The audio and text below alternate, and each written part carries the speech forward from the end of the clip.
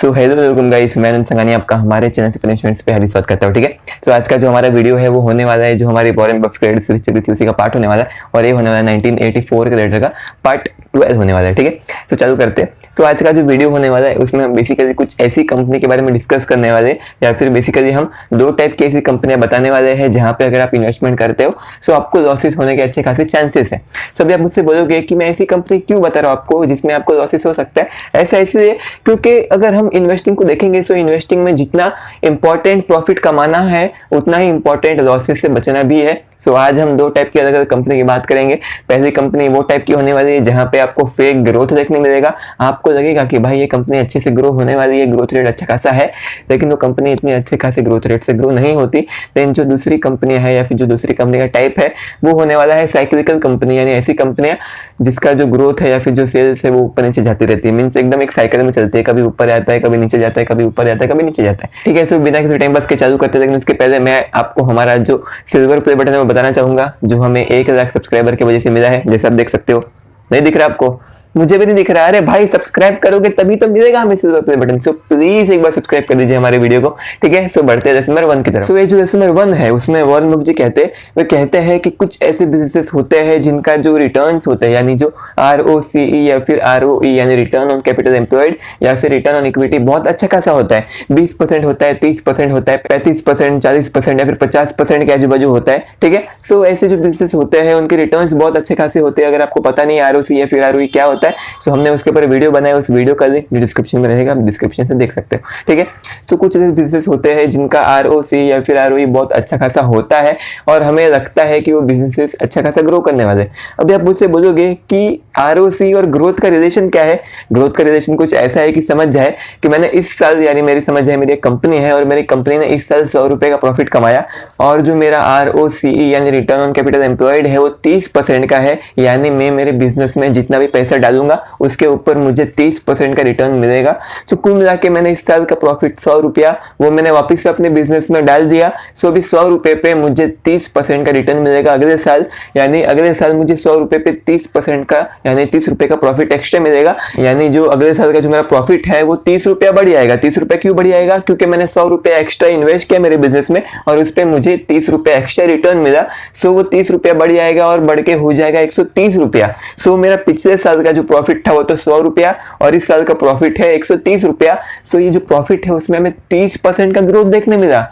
30% का ग्रोथ क्यों देखने मिला? क्योंकि जो ROCE है बिजनेस का वो बहुत अच्छा है और मैंने पूरा का पूरा पैसा वापस से बिजनेस में इन्वेस्टमेंट कर दिया। सो ये जो ROCE है अगर वो अच्छा होता है तो ग्रोथ भी अच्छा ही होने वाला है। लेकिन कभी कभी ऐसा होता है कि जो बिजनेस है वो एक सैचुरेशन पॉइंट पे पहुंच जाता है। सैचुरेशन पॉइंट का मतलब है कि अभी वो वहां से और ग्रो नहीं हो सकता। ठीक है, यानी हर एक बिजनेस कभी ना कभी सैचुरेशन पॉइंट पे पहुंचने ही वाला है। जैसे अगर मैं कोई एग्जांपल दूंगा, तो समझ जाए कि कोई एक गांव है और उस गांव में समझ जाए कि एक किराने की दुकान है। सो अभी उस गांव में जो किराने की दुकान है उसका जो मालिक है वो बहुत समझदार है, वो सबसे कम दाम पे हर एक चीज देता है और उसके जो एथिक्स है वो भी अच्छे खासे है और बेसिकली लोगों के दिमाग में उसका जो रेपुटेशन है वो भी अच्छा खासा है। सो बहुत सारे लोग उसके पास सामान खरीदने आते हैं और वो जो अपना बिजनेस है उससे जितना भी प्रॉफिट कमाता है वो वापिस से अपने बिजनेस में इन्वेस्टमेंट करते रहता है, जिसकी वजह से वो अपनी दुकान के साइज को बढ़ाते रहते हैं, अपने गोडाउन के साइज को बढ़ाते रहते हैं, अपनी सेल्स को भी बढ़ाते रहता है। लेकिन एक पॉइंट पे यानी ऐसे समय पे जब पूरा का पूरा गांव उससे ही सामान खरीद रहा होगा, उसके बाद वो अपनी दुकान में और पैसा नहीं डाल सकता, उसके बाद वो अपनी दुकान को और बड़ा नहीं कर सकता, उसके बाद उसके सेल्स और ग्रो नहीं होने वाली क्योंकि जो पूरा गांव है वो उससे खरीद रहा है। सो ऐसे हर एक कंपनी में होता है, हर एक कंपनी में एक सैचुरेशन पॉइंट आ जाता है, यानी उसका जो अच्छा बिजनेस है वो बिजनेस और ग्रो करना बंद कर देता है। जैसे अगर हम कोको कोला की बात करेंगे, सो कोको कोला 1980s में अच्छा बिजनेस था, उसमें ग्रोथ बहुत अच्छा खासा होने वाला था क्योंकि कोको कोला अमेरिका में फेमस हो चुका था और बाकी सब देश में उसको फेमस होना बाकी था। लेकिन अभी की बात करेंगे तो अभी 2021 में तो बहुत सारे देश में फेमस है। पूरी दुनिया में सिर्फ 2 ही ऐसे देश है जहां पे कोको कोला नहीं बिकता, जिसकी वजह से मेरे हिसाब से अभी कोको कोला में ग्रोथ नहीं होने वाला। और जब हर एक कंपनी ऐसे पॉइंट पे पहुंचेगी यानी उसका ग्रोथ अभी नहीं होने वाला, सो वो कंपनी खुद में वापस पैसा इन्वेस्ट नहीं करेगी। अगर वो जो किराने वाला जो भैया है अगर उसकी दुकान पे और कस्टमर नहीं आने वाले, सो वो दुकान को और बढ़ाएगा ही क्यों? वो अपनी दुकान में और पैसा डालेगा ही क्यों? वो चाहे तो बाजू वाले गांव में दूसरी दुकान खोल सकता है। तो जब कोई बिजनेस बिजनेस सैचुरेशन पॉइंट पे पहुंच जाता है, सो तब बिजनेसेस करते क्या है, बिजनेसेस अपना जो मेन बिजनेस है, अपना जो कोर बिजनेस है, जहाँ पे जो रिटर्न है वो बहुत अच्छे खासे है, वहाँ के प्रॉफिट को दूसरे बिजनेस में इन्वेस्टमेंट करते हैं। और मेनली होता ऐसा है कि जो दूसरा बिजनेस है जहाँ पे उन्होंने इन्वेस्टमेंट किया है उसके जो रिटर्न है वो रिटर्न अच्छे खासे नहीं होते। जैसे अगर हम वहीं पे आईटीसी की बात करते हैं, ठीक है, सो आईटीसी का जो सिगरेट बिजनेस था वो काबिल तारीफ है, एक नंबर है, धुआंधार बिजनेस है, और उसकी जो इकोनॉमिक्स है वो भी अच्छी खासे है, और साथ ही साथ जो उसके रिटर्न भी बहुत अच्छे थे। सो अभी 2010 में या फिर 2012, 13, 14, 15 में इन्वेस्टर ने सोचा क्या, इन्वेस्टर ने सोचा कि भाई जो आईटीसी जो कंपनी है उसके जो रिटर्न है, उसका जो ROC है वो बहुत अच्छा खासा है, इसका मतलब यह है कि इसका जो ग्रोथ है, ग्रोथ भी अच्छा खासा होने वाला है। सो इसका मतलब यह है कि हम उसमें आज इन्वेस्टमेंट कर देते हैं, आने वाले समय में उसमें अच्छा खासा ग्रोथ होने वाला है।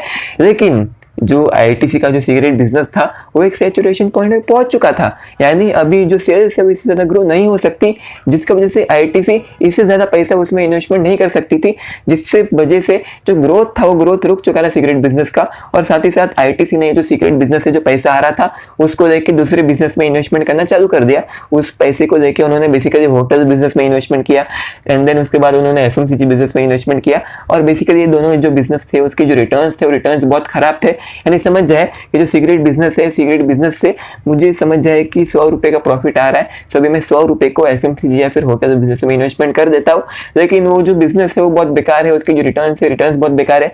जैसे अगर हम होटल बिजनेस की बात करेंगे तो कुछ 2019 या फिर 2020 में जो होटल बिजनेस का जो ROC था वो तकरीबन सिर्फ 3% के आजू बाजू था, यानी अगर मैंने उसमें 100 रुपए इन्वेस्ट किया तो 100 रुपए मुझे सिर्फ 3 रुपया मिलेगा। और बेसिकली वो उसमें इन्वेस्टमेंट करना ही क्यों चाहेगा कोई, क्योंकि अगर हम एफडी की बात करेंगे तो एफडी में हमें 6% मिलेगा, यानी 100 रुपए के ऊपर हमें 6 रुपया मिलेगा।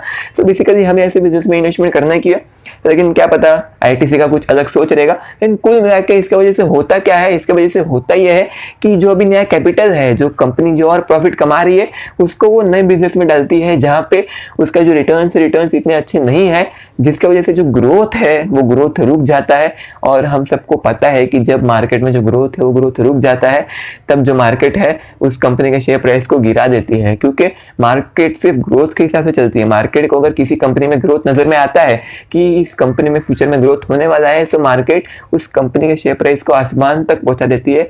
और अगर मार्केट को किसी कंपनी में ऐसा लगता है कि भाई इसमें ग्रोथ ज्यादा अच्छे खासा नहीं होने वाला, तो मार्केट उस कंपनी के शेयर प्राइस को थोड़ा बहुत नीचे लेके आ जाती है। और ऐसा ही बेसिकली आईटीसी के साथ हुआ, 2015 के बाद उसमें ग्रोथ नहीं था, जिसकी वजह से जो मार्केट है उसने उसके शेयर प्राइस को थोड़ा बहुत नीचे लाया, ठीक है। और बेसिकली यहाँ पे गलती किसी भी नहीं थी, यहाँ पे गलती सिर्फ इन्वेस्टर की थी। इन्वेस्टर ने बराबर से कंपनी को एनालाइज नहीं किया, इन्वेस्टर ये जान नहीं पाए कि जो सिगरेट बिजनेस है वो कभी सैचुरेशन पॉइंट पे पहुंचने वाला है और कभी ना कभी उसका जो ग्रोथ है ग्रोथ कम होने वाला है। सो यहाँ पे मेरा जो कहने का जो मेन मुद्दा है, या फिर जो वॉरेन बफेट जी के कहने का जो मेन मुद्दा है वो यही है कि आपको हमेशा ये अज्यूम करना चाहिए कि जो कंपनी है वो कभी ना कभी एक सैचुरेशन पॉइंट पे पहुंचेगी, एंड देन उसके बाद वहाँ पे ग्रोथ नहीं होने वाला या फिर बहुत कम ग्रोथ होने वाला है, जिसकी वजह से मार्केट उसका शेयर प्राइस गिरा सकती है। सो कुल मिला के आपको पता लगाना पड़ेगा कि कौन से टाइम तक ये जो कंपनी है वो सैचुरेशन पॉइंट तक पहुंच जाएगी, एंड तब तक ही आपको उसका ग्रोथ रेट अच्छा खासा रखना है। देन उसके बाद आपको उसका ग्रोथ 0% या फिर 1-2% के आजू बाजू कर देना है, ठीक है। सो आप कभी भी वैल्यू इन्वेस्टिंग करते हो या फिर इंटरेस्ट निकालते हो, सो आपको ये बात हमेशा ध्यान रखनी है, ठीक है। और बेसिकली यही था लेसन नंबर 1। अभी चलेंगे लेसन नंबर 2 की तरफ। सो ये जो लेसन नंबर 2 है उसमें वॉरेन बफेट जी बेसिकली जो साइक्लिकल बिजनेस है उसकी बात करते हैं, और उसके पहले वो यहाँ पे हमारे इंश्योरेंस बिजनेस की बात करते हैं, हमारे यानी बेसिकली उनके इंश्योरेंस बिजनेस की बात करते हैं। वे कहते हैं कि जो इंश्योरेंस बिजनेस है उसमें कुल मिला के हम सिर्फ एक प्रॉमिस बेचते हैं। अगर समझ जाए कि आपकी कंपनी है और आपकी कंपनी ने मेरी कंपनी से इंश्योरेंस लिया, आपकी कंपनी ने खुद की जो मैन्युफैक्चरिंग यूनिट है उसके ऊपर मेरी कंपनी से इंश्योरेंस लिया कि अगर भूकंप आता है या फिर आग बाग लगती है, और अगर आपकी कंपनी का जो मैन्युफैक्चरिंग यूनिट है अगर वो जल जाता है या फिर तबाह हो जाता है, उसको कुछ भी होता है, सो मेरी कंपनी, मेरी जो इंश्योरेंस कंपनी है, मैं आपको पैसा दूंगा उस बिल्डिंग को या फिर जो मैन्युफैक्चरिंग यूनिट है उसको वापस से बनाने के लिए, ठीक है। सो जो इंश्योरेंस बिजनेस है वो ऐसे प्रॉमिस के ऊपर चलता है। लेकिन अगर जब आपके ऊपर मुसीबत आई तब साथ ही साथ अगर मेरे ऊपर भी मुसीबत आ गई तो क्या होगा? अगर आपके बिल्डिंग में आग लग गई और साथ ही साथ बहुत सारे और बिल्डिंग में भी आग लग गई और बहुत सारी बिल्डिंग का जो इंश्योरेंस है वो मैंने किया था और इतना पैसा मेरे पास था ही नहीं तभी कि मैं सबके इंश्योरेंस क्लेम को एक साथ सेटल कर पाऊँ, जिसकी वजह से मैं बैंकरप्ट हो जाऊंगा। सो अभी यहाँ पे होगा क्या, यहाँ पे मैं बैंकरप्ट हो जाऊंगा। ऐसा क्यों? क्योंकि आपके बुरे समय के साथ मेरा भी बुरा समय आ गया। और बेसिकली 2008 में भी ऐसे हुआ था। 2008 में बहुत सारे लोग ये जो क्या बोलते हैं सब प्राइम मॉर्गेजेस खरीद रहे थे, और बेसिकली जो इंश्योरेंस कंपनियां हैं वो उनके ऊपर जो सब प्राइम मॉर्गेजेस थे उसके ऊपर वो लोग इंश्योरेंस बेच रही थी। सो कुल मिला के यहाँ पे जब वो जो जितने भी सब प्राइम मॉर्गेजेस थे उनकी वैल्यू कम होना चालू हो गई या फिर उन्होंने डिफॉल्ट करना चालू कर दिया, तब ये जो बहुत सारे लोगों ने ये जो इंश्योरेंस खरीदा था उन्होंने सब प्राइम मॉर्गेज के ऊपर, उन्होंने वो इंश्योरेंस पे क्लेम करना चालू कर दिया, और जो कंपनियां थी वो इतने सारे क्लेम को एक साथ सेटल नहीं कर पा रही थी, जिसकी वजह से बहुत सारी इंश्योरेंस कंपनियां बैंकरप्ट हो गई।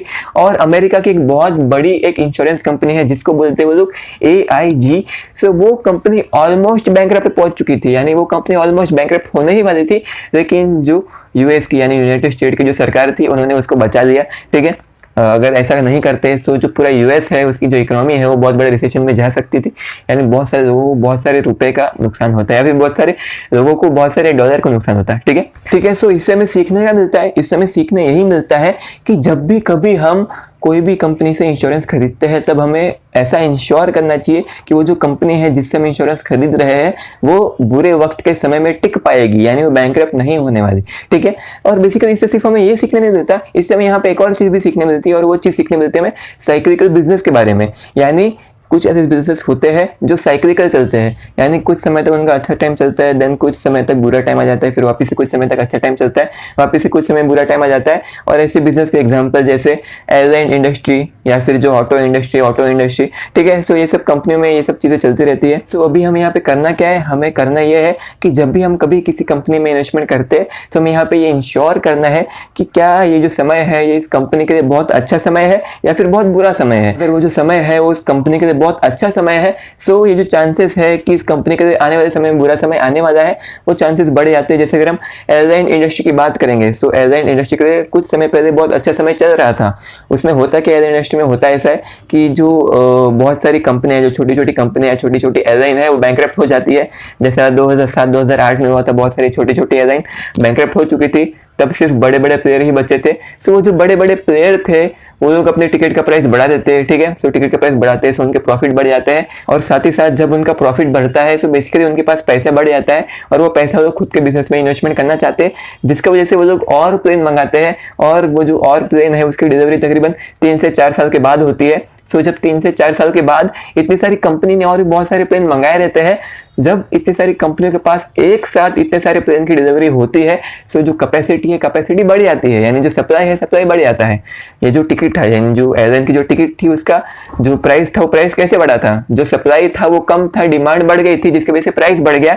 लेकिन जब सप्लाई डिमांड से बढ़ जाता है तब हमें पता है जो प्राइस है प्राइस कम होने वाला है, जिसकी वजह से ये जो टिकट का जो प्राइस है वो प्राइस कम हो जाता है कॉम्पिटिशन की वजह से, जिसकी वजह से जो प्रॉफिट है प्रॉफिट कम हो जाता है, और बहुत सारी कंपनी वापस से बैंकरप्ट की जो कगार है उस पर पहुंच जाती है। जैसे अभी थोड़े टाइम पहले ही जेट एयरवेज बैंकरप्ट हो गई, और बेसिकली हमें थोड़ी और एयरलाइंस की बैंकरप्सी देखने मिली। एयर इंडिया के लिए बहुत बुरा टाइम चल रहा था। ठीक है, सो कुल मिला के यहाँ पे एयरलाइन इंडस्ट्री में ऐसा होते हैं। और अगर हम ऑटो सेक्टर की बात करेंगे सो ऑटो सेक्टर में भी ऐसा होता है। जैसे अभी हम देखेंगे सो अभी ऑटो इंडस्ट्री में एकदम डाउन टर्न चल रहा है, यानी जो ऑटो इंडस्ट्री के लिए भी बुरा समय चल रहा है, और बेसिकली आपको हमेशा इंश्योर करना चाहिए। जैसे अगर हम नेस्ले की बात करेंगे सो नेस्ले का जब मैगी में लीड मिला था तब नेस्ले के लिए बुरा टाइम चल रहा था। सो अगर तभी हमने उसमें इन्वेस्टमेंट किया रहता सो हमें अच्छा खासा प्रॉफिट हुआ रहता। सो कुल मिला के हमें ये इंश्योर करना है कि जब कंपनी का या फिर जब इंडस्ट्री का बुरा टाइम चल रहा हो, और ये भी इंश्योर करना है कि वो कंपनी बैंकरप्ट ना हो जाए। ठीक है, सो जब कंपनी का बुरा टाइम चल रहा हो और वो कंपनी की फाइनेंशियल स्ट्रेंथ भी अच्छी हो तब हमें उसमें इन्वेस्टमेंट करना चाहिए। अगर वो जो कंपनी का जो बुरा टाइम नहीं चल रहा है, अगर वो कंपनी का अच्छा टाइम चल रहा है, अगर आपने 2009 में 10 में 11 12 में अगर आपने एयरलाइन इंडस्ट्री में इन्वेस्टमेंट किया रहता, एयरलाइंस में इन्वेस्टमेंट किया रहता, सो अभी आपके जो रिटर्न बहुत कम होते हैं। ठीक है, क्योंकि तभी जो एयरलाइन इंडस्ट्री थी वो ऑलमोस्ट अच्छे टाइम पे चल रही थी, यानी ऑलमोस्ट अच्छे टाइम पे पहुंच चुकी थी, और तभी आपने उसमें इन्वेस्टमेंट किया रहता। सो बहुत सारी एयरलाइंस बैंकरप्ट हो चुकी थी, यानी अभी फिलहाल बहुत सारी एयरलाइन बैंकरप्ट हो चुकी है। तो कुल मिला के यहाँ पे हमारे कहने का मतलब सिर्फ इतना है कि आपको हमेशा चेक करना है कि जो कंपनी है या फिर जो इंडस्ट्री है उसका कैसा टाइम चल रहा है। जैसे अगर हम यहाँ पे ऑटो इंडस्ट्री की बात करेंगे तो ऑटो इंडस्ट्री का थोड़े टाइम पहले अच्छा टाइम चल रहा था, लेकिन अभी बुरा टाइम चल रहा है, जिसकी वजह से जो बेकार जो छोटी छोटी कंपनियां हैं वो ऑलमोस्ट बैंकरप्ट हो चुकी है। या फिर जैसे अगर हम शेवरले की बात करेंगे तो शेवरले इंडिया छोड़ के चली गई, फोर्ड की बात करेंगे फोर्ड भी इंडिया छोड़ के चली गई, जिसकी वजह से जब ऐसा बुरा टाइम चलता है तो बहुत सारी कंपनी चली जाती है, लेकिन कुछ अच्छी कंपनियां टिकी रहती है। जैसे अगर हम मारुति सुजुकी की बात करेंगे तो मारुति सुजुकी अभी भी टिकी हुई है, और वो उसकी जो सेल्स है सेल्स भी अच्छी खासी चल रही है। सेल्स में हमें ज़्यादा कुछ ग्रोथ नहीं मिल रहा है, लेकिन सेल्स फिर भी अच्छी खासी चल रही है। और ये जो वीडियो थी वो यहीं पे खत्म होती है। अगर आपको वीडियो अच्छी लगी तो प्लीज़ वीडियो को एक बार लाइक कर देना, हमने बहुत मेहनत से बनाया है, ठीक है। प्लीज़ एक बार लाइक कर देना, और अगर आपको ऐसी वीडियो और देखनी है तो प्लीज़ हमारे चैनल को भी सब्सक्राइब कर देना, और बाजू में जो बेल आइकन है उसका भी दबा दीजिएगा, ताकि हमारे चैनल पर कोई भी नई वीडियो आएगी उसकी नोटिफिकेशन सबसे पहले आपके पास आएगी, ठीक है। तो थैंक यू सो मच इस वीडियो को यहाँ तक देखने के लिए, थैंक यू सो मच। अब हम चलते हैं।